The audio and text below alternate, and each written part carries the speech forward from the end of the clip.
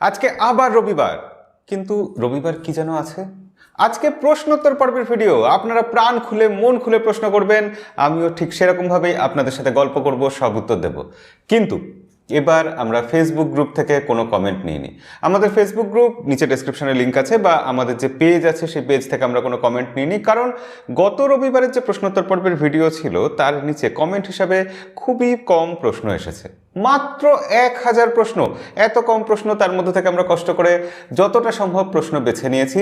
তবে যারা প্রশ্নের উত্তর আজকে পাবেন না, তাদের কাছে অনুরোধ রইবে যে আজকের ভিডিওর নিচে কমেন্ট করে রাখবেন। অবশ্যই আগামী ভিডিওতে আপনার প্রশ্নের উত্তর দেওয়ার খুবই চেষ্টা করব।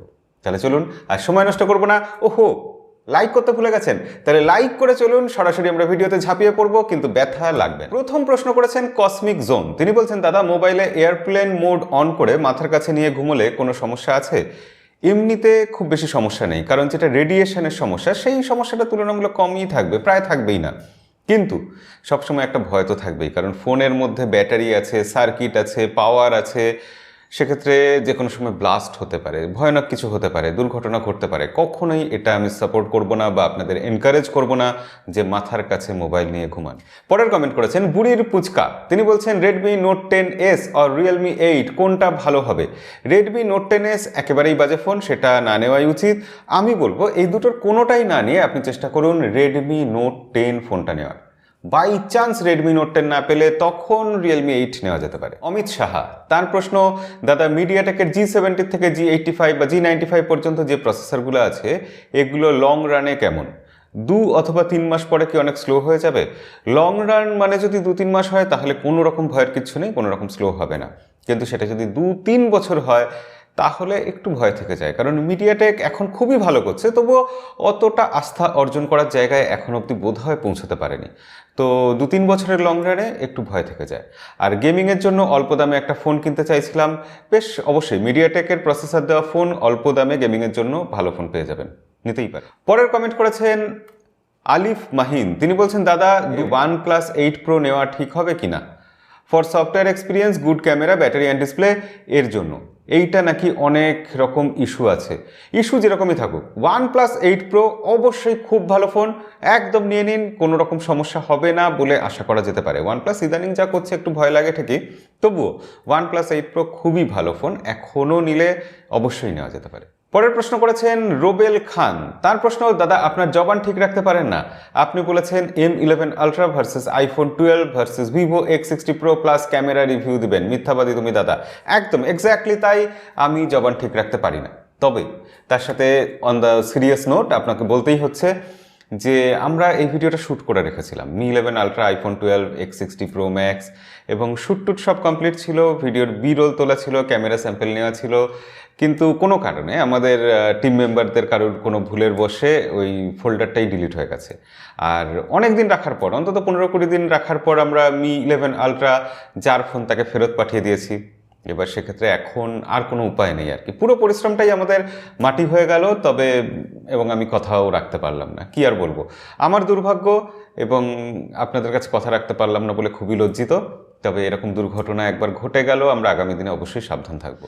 পরের কমেন্ট করেছেন শারমিন আক্তার। তিনি বলছেন, দাদা 15 থেকে 20 হাজারের মধ্যে বাংলাদেশে ভালো ফোনের নাম বলেন প্লিজ, আমার খুব দরকার। একদম সোজা উত্তর, বাংলাদেশে রেডমি নোট 10 15 থেকে 20 হাজারের বেস্ট ফোন হবে।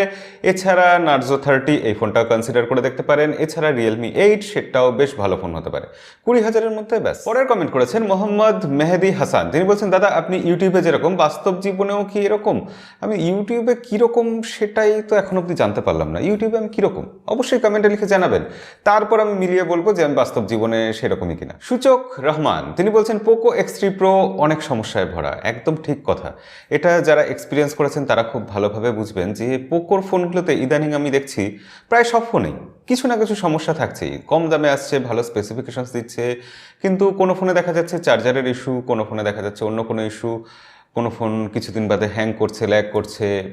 আমি জানি না এটা কেন হচ্ছে। পোকো X3 Pro এটাতে সত্যি অনেক সমস্যা রয়েছে। পরের কমেন্ট করেছেন জুনিয়র NA আদর। উচ্চারণ ঠিক করলাম কি? যদি ভুল করি অবশ্যই সেটাও কমেন্টে লিখে জানাবেন। তিনি বলছেন, স্যামসাং গ্যালাক্সি F22 6GB 128 কেমন হবে গেমিংয়ের জন্য? গেমিংয়ের জন্য ভালো, কিন্তু খুব ভালো নয়। কারণ ওখানে আমার যতদূর মনে পড়ছে মিডিয়াটেকের হিলিও G80 প্রসেসর রয়েছে, সেক্ষেত্রে এই প্রসেসর দিয়ে এই দামে খুব একটা ভ্যালু ফর মানি নয়।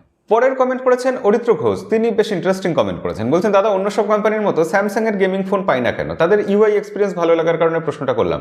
হ্যাঁ, খুব চমৎকার প্রশ্ন। স্যামসাং গেমিং ফোন বানায় না ঠিকই, কিন্তু স্যামসাং এর মতো অ্যাপেলও তো গেমিং ফোন বানায় না। আইফোন কি কখনো গেমিং ফোন আনে দেখেছেন? তো তারা বানায় না কেন?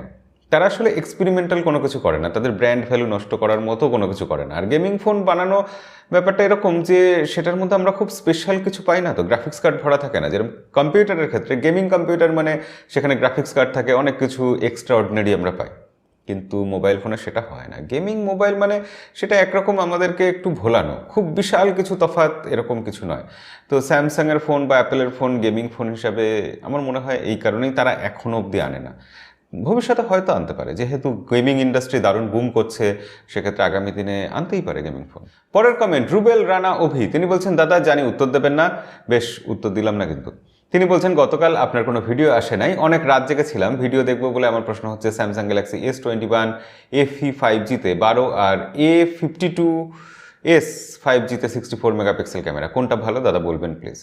প্রথম কথা, গতকাল বা গত 2-1 দিনের মধ্যে আমাদের দুটো ভিডিও মিস গেছে, 2 দিন ভিডিও আসেনি। তার বিশেষ কিছু কারণ ছিল। আমি খুবই চেষ্টা করি রোজ ভিডিও দেওয়ার, একদম নেহাত অনিবার্য কারণ না হলে ভিডিও মিস যায় না। তো সত্যি খুবই দুঃখিত, আবারও বলছি আপনাদের।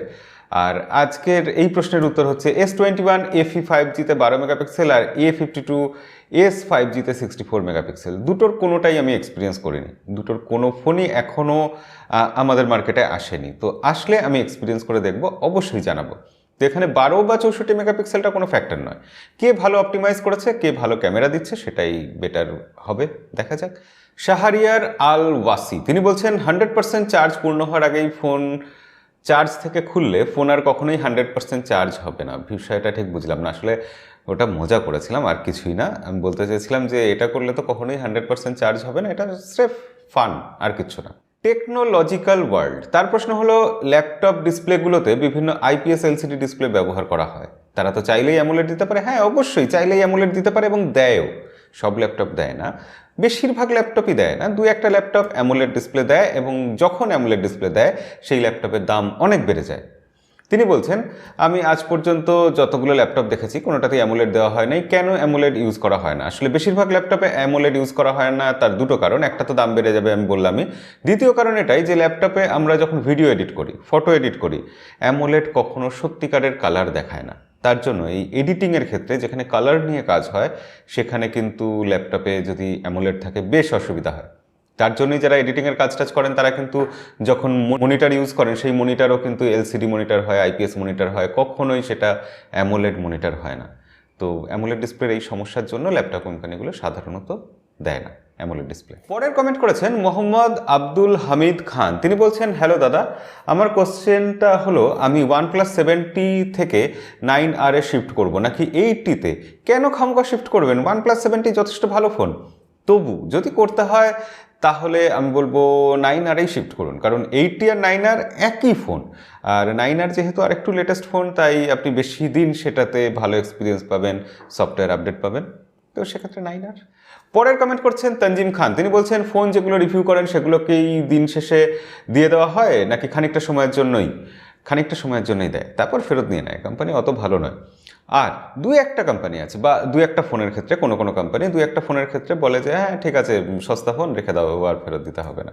তো সেরকমও হয়, যেমন টেকনো পোভা 2, ওটা যখন আমরা রিভিউ করেছিলাম, তো সেই ফোনটা কোম্পানি বলেছে হ্যাঁ ঠিক আছে, তোমাকে কনসোলেশন প্রাইস দিয়ে দিলাম। পরের কমেন্ট করেছেন তামিম হাসান, তিনি বলছেন, দাদা Redmi 10 বাংলাদেশে কত টাকাতে লঞ্চ হতে পারে? Redmi 10 বাংলাদেশে খুব শিগগিরই লঞ্চ হবে, বা কবে লঞ্চ হবে আমরা এখনও জানি না। কত দামে লঞ্চ হবে কোনো হিন্ট আসেনি, তবু একটা আন্দাজ করতে বেশ ভালোই লাগে না?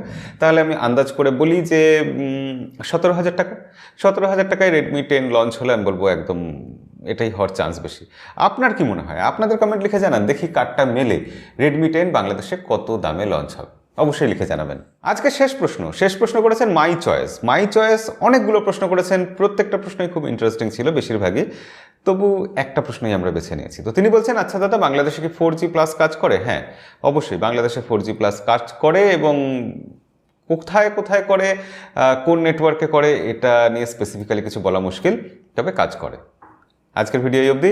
কমেন্ট করে রাখবেন, অবশ্যই প্রশ্ন যা থাকবে আপনার আগামী ভিডিওতে উত্তর দেওয়ার চেষ্টা করবো। আর চ্যানেলে নতুন হলে সাবস্ক্রাইব বাটনটা প্রেস করে রাখবেন। দেখা হবে পরের ভিডিওতে। আজকের মতো বিদায়।